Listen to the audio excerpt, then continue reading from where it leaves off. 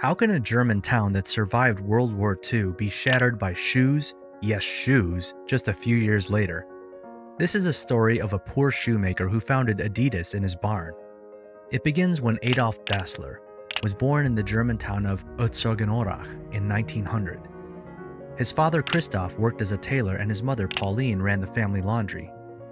Adolf finished high school and at his father's request began an apprenticeship as a baker. Although he completed this training, a life of bread making did not appeal to him, so he decided to learn the skills of shoemaking instead. Adolf's main interest outside of work was sports. He played and competed in a variety of sports including track and field, football, boxing, ice hockey, skiing, and ski jumping, accompanied by his childhood friends Fritz Zelain, the son of a local blacksmith who plays an important role later in the story. Through his exposure to such a diverse range of sports, he made a key observation that would later serve as the foundation of his success. He noticed that all athletes wore essentially the same shoes. Adolf Dassler was conscripted in the German army in the late stages of World War I before he began turning his sports shoe idea into a business. In 1919, when he returned to Herzogenaurach, Germany was in the grip of a post-war economic depression. Jobs were scarce, but Adolf was determined not to let his dream die, so he converted the old laundry shed at the back of the Dassler home into a shoe workshop. He earned money by repairing footwear for the locals, using the shoemaking skills he had learned.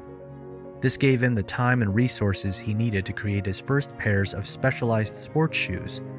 One of his first inventions was a pair of spiked running shoes for track and field athletes, which was a novel concept at the time. They had hand-forged metal spikes supplied by the local blacksmith Fritz Zelain, Adolf's childhood sports buddy. Adolf's manufacturing processes were as innovative as his shoe designs.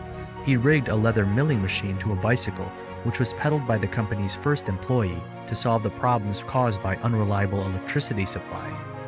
Adolf Dassler was joined in his venture by his older brother Rudolf Dassler on July 1, 1924, when they registered their company Dassler Brothers Sports Shoe Factory in Herzogenaurach. By 1925, their fledgling business had 3 employees working in their one-room workshop, producing leather football boots with nail-head studs and spikes track shoes.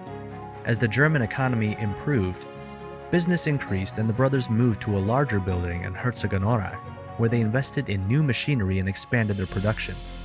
The Football World Cup and the Olympic Games were the 2 most important global sporting events in the late 1920s and early 1930s.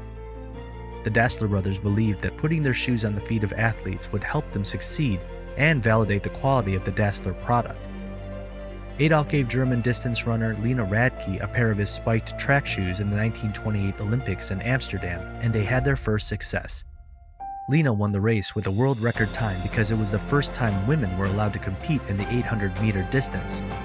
Adolf's innovative technology in sports shoes were inspired by the specific needs of the athletes he worked with.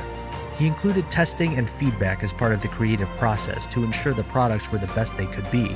Through coach Joseph Waitzer, he quickly established a relationship with the German national track and field team. This collaboration not only provided excellent feedback for product development, but it also ensured that many German athletes wore Dassler shoes at the Olympic Games.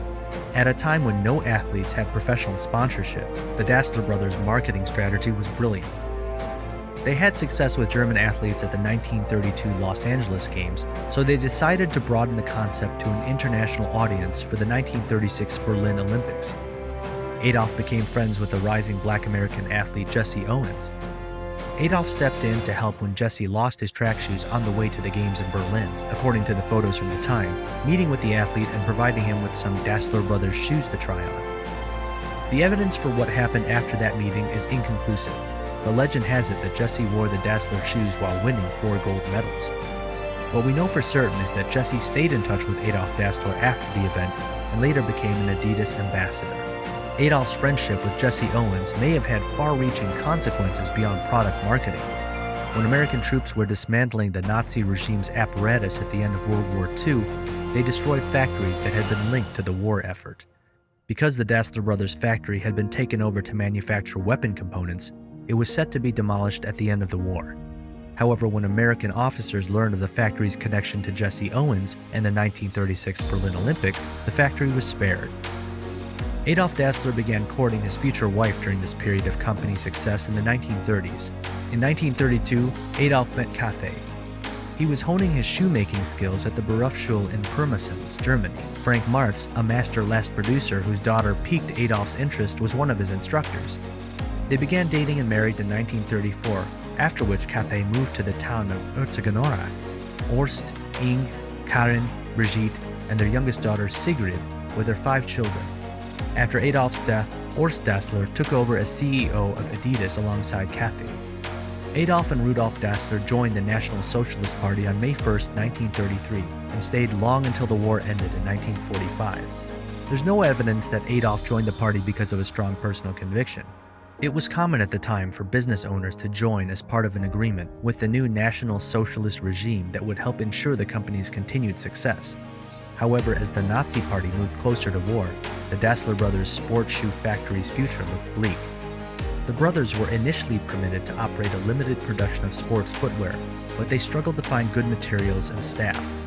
Adolf Dassler was conscripted into the German army and began training as a radio operator in nearby Zirndorf in 1940, causing further disruption to the business. He fought his call-up and was eventually discharged in 1941 after it was determined that his skills were critical to the operation of the Dassler factory. Another factor interfering with business was the simmering tension between Adolf and Rudolf, which had now begun to boil over. The brothers had different ideas about how to keep the business running during World War II and decided to split up in 1941. Adolf and Rudolf's families were living alongside the aging Dassler parents at the time. When Rudolf Dassler was drafted into the German army in 1943, leaving Adolf to run the factory alone, the family and business relationships were further strained. Later that year in 1943, the brothers' sports shoe business was nearly destroyed. The Nazis had declared total war, and in order to avoid a total shutdown of the company, Adolf Dassler was persuaded to become a supplier to the Nuremberg firm Schricker & Company, which was producing a basic anti-tank missile launcher. Dassler's factory machinery was replaced, employees were retrained, and shoe production was gradually phased out. Despite the fact that the factory continued to produce parts for Schricker & Company until the end of the war, evidence suggests that Adolf attempted to repair and produce a few pairs of shoes in parallel. The stress of the war and the years that followed caused an irreparable schism between Adolf and Rudolf Dassler. In 1948, they officially disbanded their company. They divided the firm's assets and became business rivals as a result. Rudolf founded his own athletic shoe company, which later became known as Puma. Both Adidas and Puma continued to have their global headquarters in Herzogenaurach. Adolf Dassler struggled to re-establish the company in a depressed German economy in the years immediately following the war. He needed to rely on his creativity and entrepreneurial spirit more than ever. He had made contact with American military officers billeted at the Dassler family home and was able to obtain leftover wartime materials through this relationship. In the absence of leather, he created shoes out of aircraft-fueled tank liners, rubber rafts, and tent canvas. Adolf was a meticulous note-taker. He paid close attention to the movements of athletes in order to generate ideas for his products, especially when sports began to be televised. Many of the athletes he worked with had no specialized footwear for their sport prior to his invention. His innovative designs influenced thousands of athletes around the world. And with that being said, it's time to end our video. Subscribe to this channel for more amazing videos like this. We'll see you with another interesting story.